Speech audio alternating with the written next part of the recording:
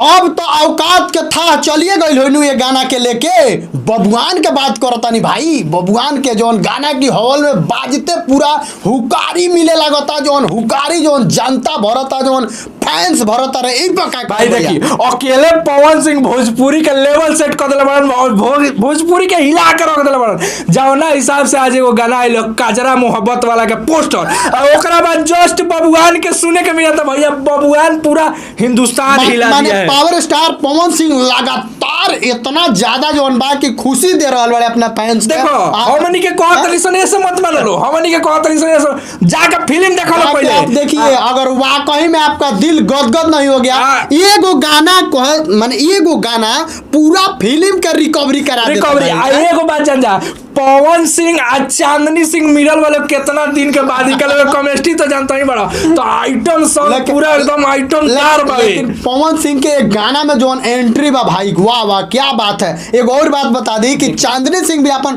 100% गाना में दिले बड़ी। यही के कहल जाला लेवल, ठीक बा, असली लेवल। कैसे कि हमनी के त गिनवावे के नहीं भाई, कितना गाना बा, कितना गाना बा। हमनी के चाहिए क्वालिटी, असली क्वालिटी के। बहुत लोग के ऐड प्रमोशन लगैला के बादो 2 मिलियन नहीं के जात रे भाई। देखो ये स्किनो शॉट बा कवर ये मेरा एगो बात हम बता दी कि भोजपुरी में एक एगो आदमी राज कर रहा है और वही करेगा। अगर जे देखी सिंपल बात कह देता नहीं, ये मेरा पवन सिंह राज करता रहा हम कहता नहीं। अगर तोहरो करे के बा तो तूहू ए लाइक कंटेंट लेके आवो। हई गाना सुन के तो हमरा लागत है कि दिमाग में एंजाइटी हो जाएगी। सबसे पहले भैया तहार गाना कोई गुवाइल नु हमनी के समझे में नहीं क्या जे तू गावत है, लेकिन पवन सिंह से सुनने के चाहिए। उनकरे बात मत करी, भोजपुरी में सब केहू के बात करी। जेकरा चले के बा बाबू तुम लेके आओ क्वालिटी जो पवन सिंह करे। अब पवन सिंह के लगे जाए में हम कहल कि जन्म जन्म के बात कर कोई को जन्म लाग जाए बाबू, आज कह देता नहीं कोई को जन्म लाग जाए। वाह कहीं में कोई को जन्म लाग जाए। जो बनता है भोजपुरी इंडस्ट्री का चल रहा था कि भाई भोजपुरी इंडस्ट्री खत्म, भोजपुरी इंडस्ट्री का फिल्म खत्म, अब गाना पर चली, वो बंदा भोजपुरी इंडस्ट्री को रिवाइव कर दिया। अब बताइए ई लोग बहुत सारा इंटरव्यू में ई कहले बालो कि हमनी के एल्बम फिल्म ले ज्यादा रिव्यू दे। एक बात बताओ, जवान आदमी बिहार के लोग के मजबूर कर दे कि भाई चल सिनेमा घर में देखे, वो आदमी सोच लगी का से का करी।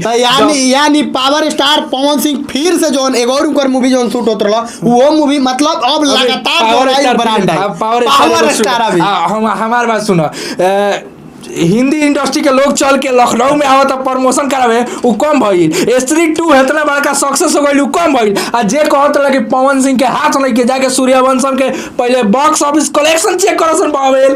तनी के एक और बता दी, जितना जना के ई बुझात रहा कि पवन सिंह के स्त्री 2 में गाना दिले बड़े, वैसे गाना फिल्म हिट नहीं के कहले उ लोग सूर्यवंशम से सीख ले कि पवन सिंह अपने दम पे इतना ज्यादा ब्लास्ट है, इतना ज्यादा सिनेमा घर भैया जहां स्त्री 2 इतना बड़ मूवी चल रहा बा, उजा इतना सिनेमा घर मिलल संभव माने सिर्फ पवन सिंह। एगो बात सब कुछ से हट के एगो बात सब तार लोग बताते नहीं। भोजपुरी में तू लोग खाली विवाद कर बोलो तो चल बोलो, अब लोग जान गइल बा कि विवाद कर बोलो तो ना चल बोलो। तो तहरा लोग के पवन सिंह से सीख लो, पापा पापा कह के लगे जाके आ कहलो कि तनी से हमरा के लेवल सिखा दो कि हमहू ए लाइक फिल्म बनाइए जोन प्रोड्यूसर बासन भाई पैसा कमाई के। एक और बात हम बता दी, जे पवन सिंह के पहले मूड बने में टाइम लगा मूड बनले रहता। एगो कहत रहे कि कौन मूड है कि मर्द के बने में टाइम लगी, साले छाका छोड़ी रे और तुम सी बोले रही तब एतियो। एगो बात खाली दू को ताली बजाओ तो चलेगे तैयार। एगो बात समझ आ चलो, लेवल सीख लो, ठीक बा। भोजपुरी के अगर चलावे के बाद तो फिल्म बनावे लो, एल्बम कोइला से एथी रही के, ठीक बा। लेवल सीख लो कि असली लेवल। देखिए सबसे पहले हम बता दी कि भाई तू लोग सीख लो, जे छोट कलाकार जोन बड़े पीछे के वो एल्बम कर रहल बड़े, तुम फिल्म में जाओ यार, तुम पे प्रोड्यूसर पर खर्चा कर रहा है,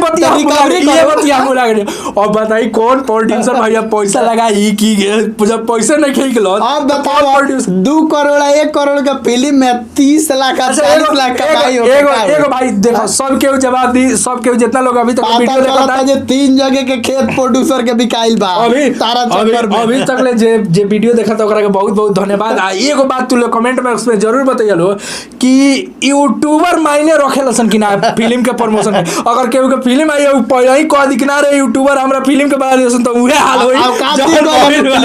पवन सिंह के देख ले भाई, पवन सिंह के देखो तो सब देखिए एगो बात हम कह दी कि लोग कहे लगी कंपैरिजन ना करो, सब के पवन सिंह ना बन जाए, ठीक बा, सब के पवन सिंह बन जाए तो भैया सही कहा रही, जन्म दोबारा लेना पड़ेगा। तो एगो सिंपल बात जाने लो, बबुआन एगो अलगे लेवल सेट करे वाला बा भोजपुरी इंडस्ट्री के आइटम सॉन्ग में। पवन सिंह के झंडा गड़ल बा आ गड़ल रही। बाकी लोग जितना लोग वीडियो देखा था सब लोग वीडियो के खूब ज्यादा शेयर करी, चैनल पर नया बनी तो सब्सक्राइब करी। जब आदमी के लोहा हिंदी इंडस्ट्री बॉलीवुड माना था, भोजपुरी से पंगा लेगा। बहुत जल्दी